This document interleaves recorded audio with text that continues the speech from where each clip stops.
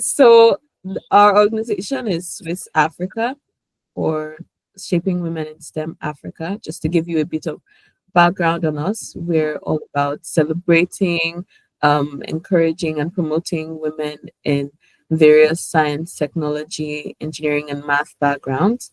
We this interview platform is one to share the stories of women who are already in STEM fields and doing great things in these fields or have some experience, so that also the younger women and the younger generation as well can see that this is possible. And not only the younger generation, but also people who might be thinking, is it possible to go into STEM after XYZ amount of years or whatever it was that has happened, and maybe they're looking to transition, just sharing stories and just seeing how other people have excelled in their field, and also a chance to celebrate and shine a spotlight as well on you and your achievements, as well as the other wonderful ladies that we also interview and your achievements.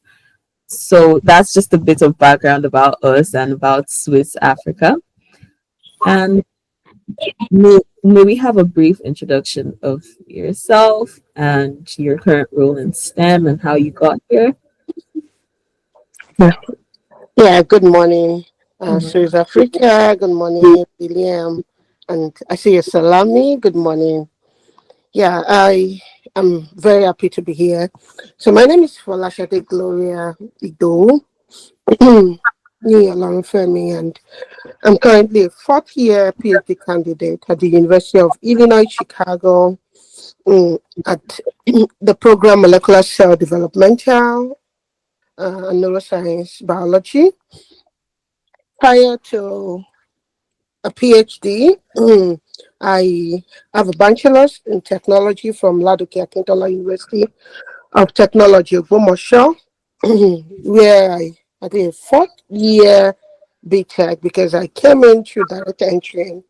So I started my STEM career going to the Federal Polytechnic of FA, where I had a national diploma in science laboratory technology. And then okay, possibly this is going to be part of the other questions to come, because then the belief is do SLT if you want to do medicine, and which was a wrong belief, is a myth. But I appreciate that journey because that really shaped my interest uh, in biomedical research and science that I'm now fully into. So currently, I'm a PhD student at UIC, as I said, and here I'm trying to do a research on understanding lipid metabolisms as a way to help develop possible therapeutics to combat the very, very evil disease obesity, which has taken over our world in recent time. And while also doing this, I'm also given to advocacy for women in STEM because I believe no one can speak our language than us. And until we take that battle and start advocating for ourselves, then no one will create the space we need. So I'm a very big advocate for diversity and inclusion in STEM, and I do this also by celebrating women in STEM through an initiative, STEM a Story. Prior to STEM a Story, back in Nigeria, we had Teach for Change and Impact initiative, which was fully involved in educating the public about some emerging diseases, especially during the times of what's it called when there was a lockdown. There was so much fear. I believe education as a way of making someone sane and can help solve any problem. And educating the public is our joint responsibility. So currently, I'm into research, and while doing this, also I love community engagement. Currently, I am the vice president admin for African graduate student in University of Illinois Chicago, along with other volunteering endeavors I'm involved in, and all for one purpose: to help advance the cause of women in science and to help impact the world through scientific effort. Wow, that's wonderful. Thank you. So, you mentioned that you're part of an organization, STEM My Story. Yeah. Yes. So, what inspired you to start STEM My Story and feel that? Well, I I started my story last year. Currently, it's just an organization very active. Currently on LinkedIn, and this year we're just planning to possibly make it bigger. But I think the first thing that inspired me to do that was I noticed women don't own up to their achievement. You see a man do something tiny, maybe not too tiny, but it's all over the place telling you, I did this. But a woman is there breaking barriers, being that wife, being that mother, doing the career, and she still feel I'm doing nothing. So I wanted women to own it, own their achievement, and have a voice. When you do something, share it with the world. Stand by your achievement. Let's say your story because every I think I believe every woman must learn the act of storytelling, and you must be able to tell your story by yourself. Uh, it is when you tell it by yourself. I know, thank God, this is Swiss Africa, and I believe some wrong ideology have been passed over the years that no, don't let that's too loud. Don't talk about your achievement. But that has also robbed so many women of their innovative ideas of so many things. So I think it's high time women start telling their story the way it is and tell it with passion. I don't, I don't know if this because prior to now because I didn't get the questions, I did not prepare any pre-answer thing. So everything I'm saying, I think, is from the heart of my heart, which I'm grateful for this interview. I So think thank that's you the for best that. way. I'm really grateful. I think that's the best way, honestly, to have Sure. the interview. Mm, And what would you say inspired you to go into biomedical science and mm. molecular cell development? Very big name. Maybe because of the big name. I'm a molecular biologist. So sometimes I can't even. It's so big. But yeah, backstory. So I started off, as I said, with a national diploma. No, is that even where it started? No. Let me start from the beginning. So it was SS2. My father loved education, and my father was like, hey, every of my child will try WAEC, NECO, JAM. These are exams we do in Nigeria to get into college. And he was like, he's of the opinion that I don't like the idea of people finishing secondary school and staying back home for years. So I'll have my children write all of this exam in SS1. They will try it in SS2. It's very smart man. And try it in SS3. Okay, so I believe I started those coaching as SS1 and in SS2. As a bright student, I was a laboratory prefect at Westland Secondary School in Igondo, Igondo area. So my principal self invited and like you can take WIAC exams with your seniors. I think you're an extra mile and you can give it a try. And my parents also had that idea right from time. So I enrolled for WIAC, for NECO. That year I did like 5 exams. I think I did GC, which so many Fatima was speaking. I did jam. Then they were still doing PCE for Polytechnic, if you're very conversant with Nigerian education system at the time. I did PCE, then I did a lot of post jam and all of that. So after finishing that, so it was believed that luckily the exam came out. I did well in the WAEC, did so well in the NECO. The only one I didn't do well was GCE and the jam. And then I wanted to do medicine, and my mom, I mean my dad wanted me to do pharmacy. My dad adores the late Akiri, the NAFDAC woman so much.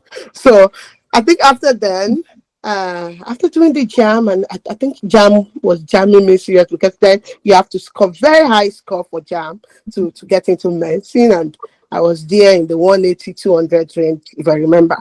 But that score was enough for me to get into the Polytechnic. I was like, no, Dad, you made me do all of this exam. I'm not going to waste another year doing SS3, which I regretted later when I grew up, because it's not going to be a waste. That would be another opportunity to possibly do the exam and do better.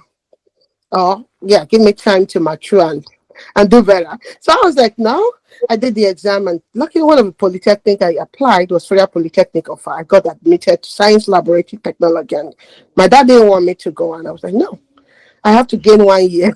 You made me take this exam. I'm going for it. Then from there, I know what to do from there.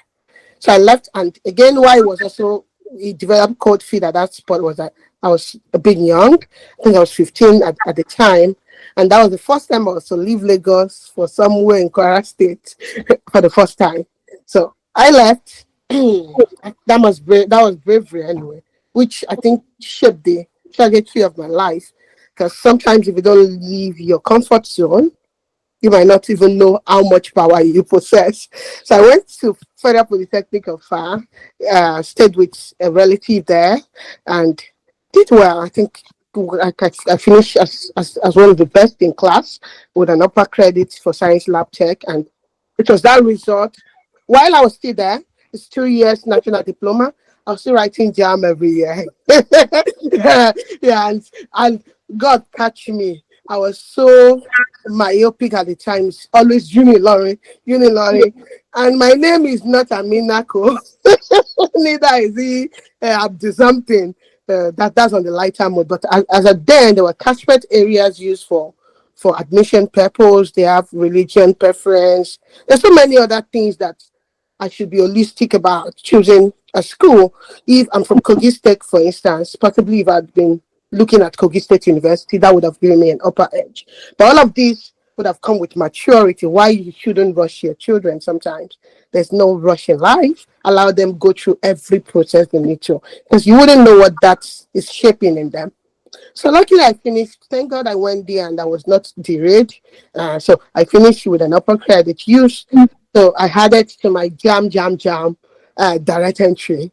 And I got to Lautech. And I remember we were just three direct entry students. Got into biochemistry.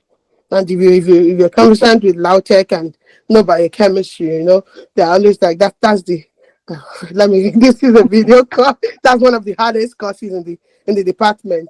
It's a department where you hear A is for God, B is for me, and C is for student that is very good. D is for everybody. F is for everybody. And that was a slogan. And at the time when I entered, till I finished, there was no first class. So I went to Lautech, and the cost of Lautech, I was like, oh, I'm going to break the gist. Jimmy's first class. And I remember a semester before I graduated, my GP was 4.47, just 0.32. Really hit that button. I went to physics, I went to biology, I went to food science to borrow courses just to make sure I make a 4.5, right? And I got so good. I think physics man gave me a B. I was sincere, gave me a B. I don't use that language, but I choose to use that for him because later on it was like, what do you expect? All my students are getting B. You want to come from outside biochemistry to get A. How will I defend that? You would have told me. I came here for a purpose. And to cut the long story short, I finished with 4.44. But you know what? That was all I needed to move because that didn't stop anything God was going to do. It only made me more voraciously hungry for success. I remember going to service year, and during service year, I did a Ph.D. in education. I did numerous courses, and I think the only thing I wasn't exposed to, my eyes wasn't open to, was travel abroad then. So possibly if I was open, I wouldn't have proceeded to another Nigerian university because I later went to Unilag. But again, I think I appreciated that because it fastened my journey in the US. So so I during service year, I already started. I love education, as I said. So I took a postgraduate diploma with there's a college of education doing a sandwich program with Ahmadu Bello University. I think I like books. Because I was in Shandam. If you know Plateau State very well, my school was Government Girls College, Shandam.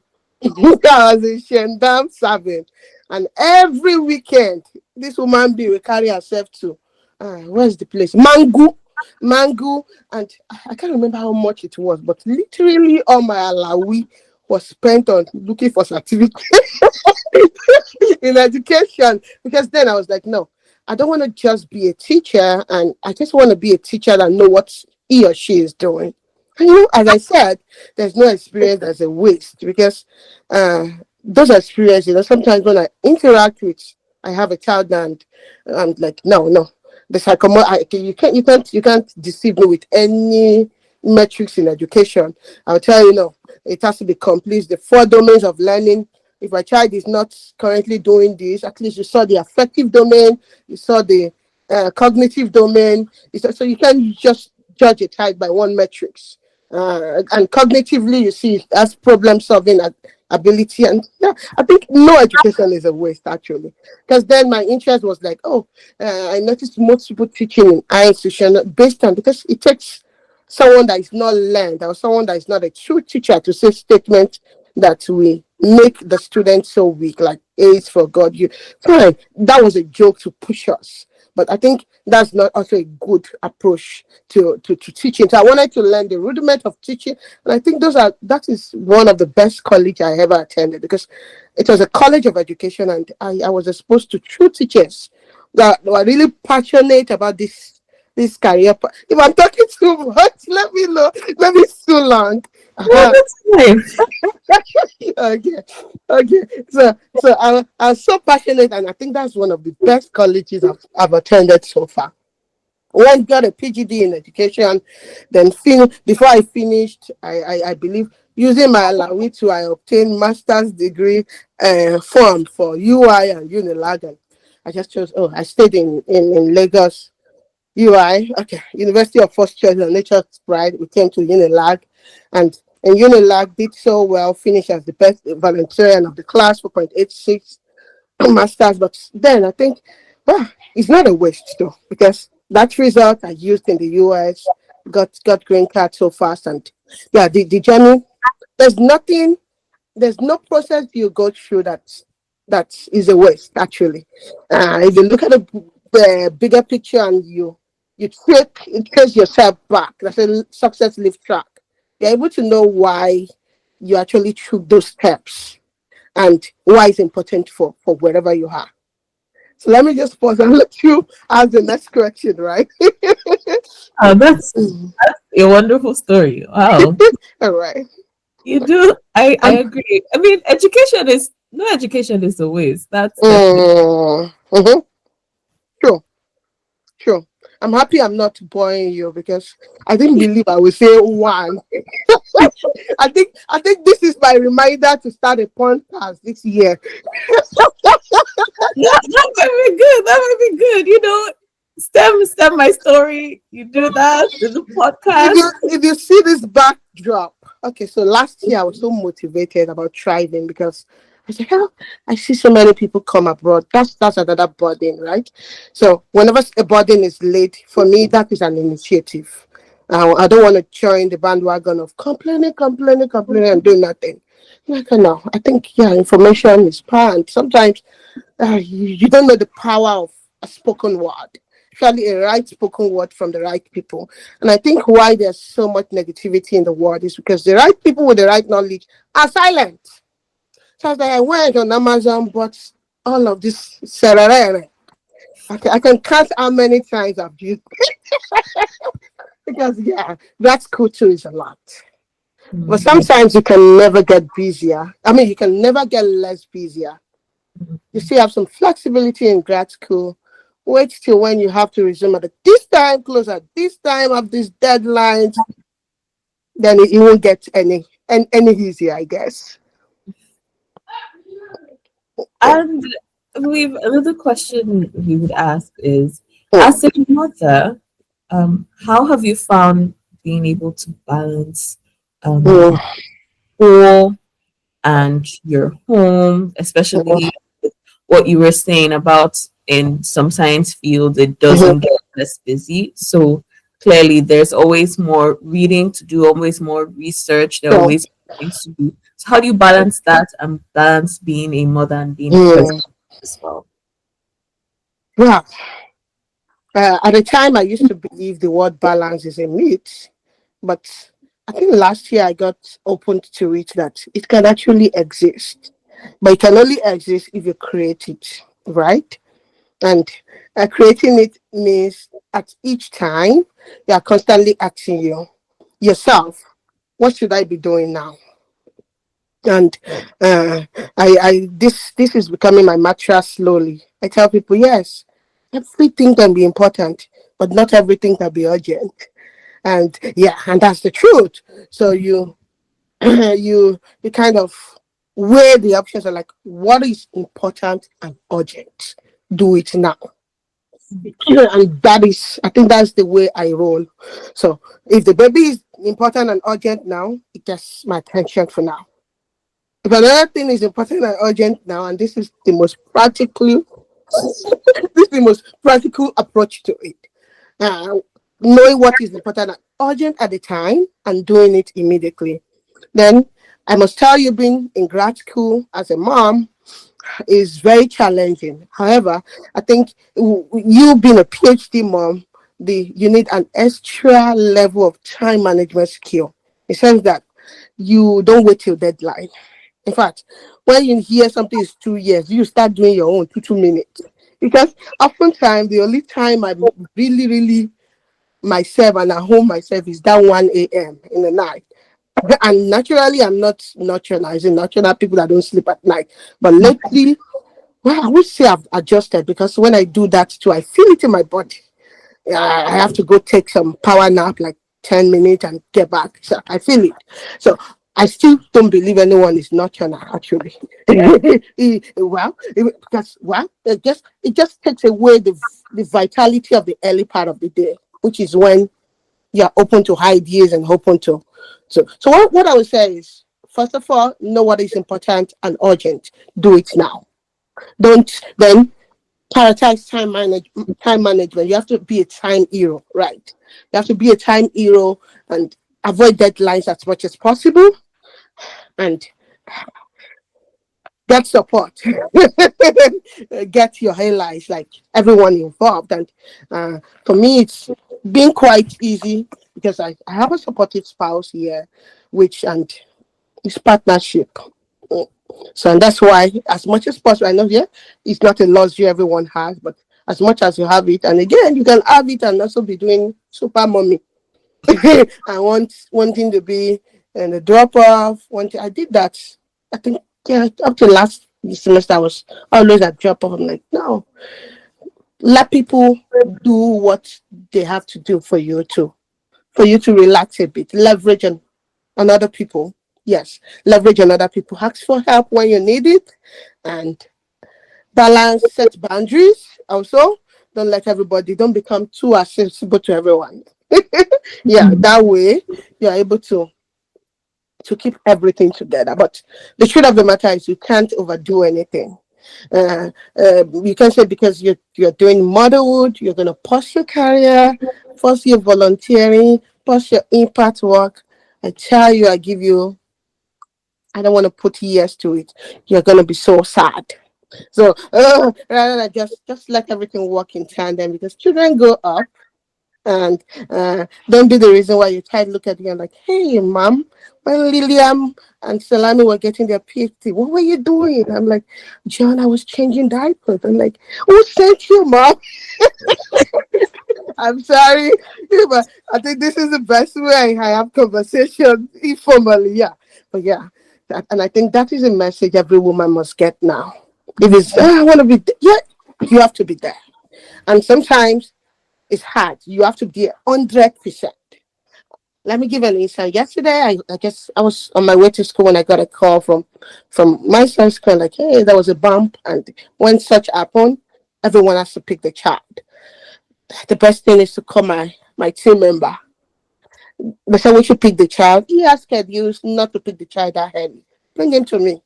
Instantly, I know that was going to be a short day in the lab, my child.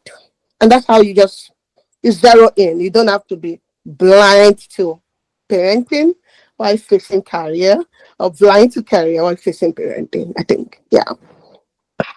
Wow, thank you Mm, so much for that. And I do like what you said about there can be balance, but you would have to create it. I feel like absolutely. it's definitely something that can be overlooked, that you need to actually make the conscious effort to create balance. Mhm. Thank you so much for that. You're welcome. And what would you say are some of the goals that you hope to achieve in the nearest future in molecular cell development? Novella, right? Wow, that's a big one. And it's good because it's impromptu. You're putting me on the spotlight here. Actually, as I said, I love academia from time immemorial. But I think my recently evolving. I'm still open to academia, but I'm looking more towards the R&D. I'm looking at joining biotech industry and contribute to real life effect. Like, I want to see someone who is not happy. Okay, let me give maybe explaining a bit of what my work entails. We make you appreciate what I'm saying now. So my current research is looking at why is it that we have two siblings, they eat the same food, do the same thing, maybe two siblings trying to lose weight, and they're on the same regimen trying to lose weight, and this other party is as slim as daylight. Whereas this other party that is even putting more effort, it's the gym 7 days a week, it's not even losing any pound of weight, showing that there's more to watching the calorie, watching what is the calorie, than all of that. Genetics is in place, the way each person choose to handle their lipid, handle their fat content is different, the way the body metabolizes lipid. Some even with breathing hair, they'll get fat even with drinking water. And it's a concern because these people are putting in all the effort. They're trying to get in shape and do all of this. And why this is important is because obesity is like the underlying uh, disease to so many killer disease, cardiovascular disease, name them diabetics, and so many of them. So that means when this weight loss problem is solved, I'm invariably trying to solve every other problem. So I want to see if I can join that workforce and try get molecules that can help, and like a unifying molecule that okay, this substance can be used by everybody of every work field. And that's why the place of precision medicine is also a thing now. Precision medicine is looking at your body, all of your body setup and saying, okay, this is what you need. So being able to design a medication that is suitable for you as a person. So I think yeah. So we have to get to that point where we're able to design such, and sometimes we can't win the battle from our side. If you want to win a battle, be part of it. Learn, contribute real time to it. So I want to work in R&D as a research or scientist, while also making publications, educating the public, which means this won't stop. My PhD won't be wasted. So possibly do some adjoint work. Yeah. And I also see me advocating more for thriving PhD moms because it's hard. Sometimes when you don't work through a path, you won't know how hard it is. So I want to possibly be that voice that give hope to some PhD moms, and you don't need to pause and like I'm gonna pause my PhD for some time. That is the biggest trap. You won't stop till baby four. And I'm telling you, and after giving back to them, just know they have 18 years to grow. So how long will you pause that? Would you rather run and everybody grow? He goes to daycare, I go to my own, and everybody grow and everybody is good. And yeah, and we'll meet at the middle. So That's wonderful. Wow. And at the end of the day, it looks like education is still coming in. he must. The day we stop learning, that's the day we die. I believe. Because after this PhD, I'm still looking at that MBA and like, yeah. Because until science become a product or service, it's a waste of time. So Mm. everyone have to be a business person, everybody. So you have to be a business person to thrive because money is important. So sometimes, yeah, you got to learn. Because if we don't have that MBA, someone with the MBA will just be moving you around like a test tube. Unless you are the one that did the 5 years PhD Mm. and all he did is just some TRM and you are in this research and you so much love, you're invested in it already and like, God, this is not bringing the money I project. So we're altering these clinical trials. Man, I invested my life in this already. I'm attached to it. No one cares. I think that's one problem that needs to be solved. And it Mm. can only be solved by PhD, MBA individual that has both taste of what what. Yeah. Okay, all right. Thank you so much for your time today. Mhm. Our Yeah. last question would just be what advice would you give to young women who are considering studying or pursuing a career in STEM? Go for it. Just go for it. And no matter how much time you fail, use that failure as stepping stone to success. I got so active on Facebook recently, and I'm trying to make contents regarding scholarship admission. And I think this week one of the content I dropped. Let me look for it because it's so personal. It was 15 others truth about life, and yeah, that came from my heart of hearts. We must realize first that failure is important and you have to fail. You have to fail to pass. It's part of life. And so, no matter how much time, and yeah, I know we're in a society that designed it that is a taboo for someone to fail. So, everyone want to show you uh, the the part where it's rosy, the part where everything looks good. I just think so hard. The part where no one is showing you the hard work, and that's why the tension with making money without working is so high in our society. And ladies just want to cut corners. Uh, I'm one of the advocates for it has to be strategy before speed. If you don't know where you're heading and you just want to rush over it, possibly, yeah, okay, that won't get to one to where it's going. So I would say growing up is hard. Life gets complicated as you go up, and you must know that.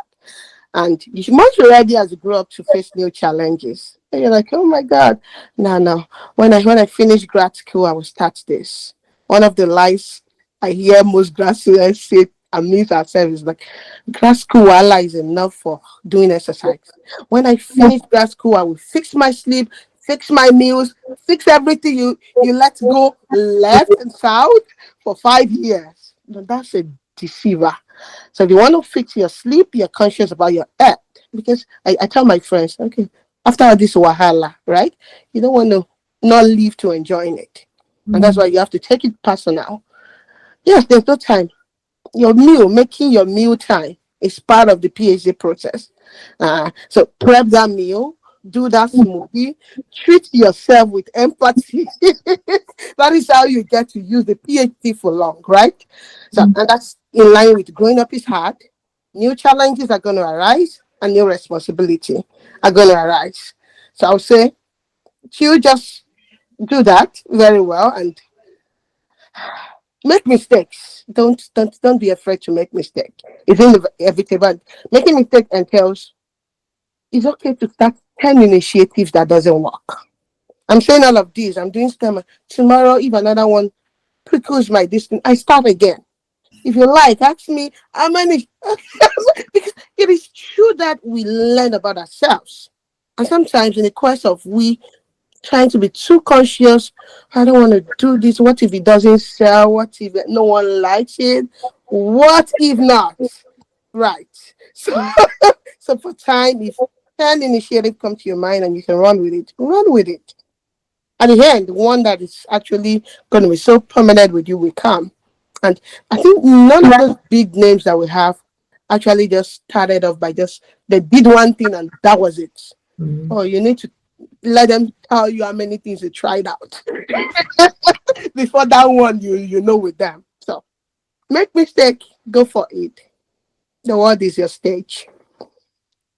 Thank you so much. Thank you so A much. wonderful piece of advice. Thank you so much. And thank you so much for your time today. It's been a pleasure. Absolutely. Absolutely. Thank you so much.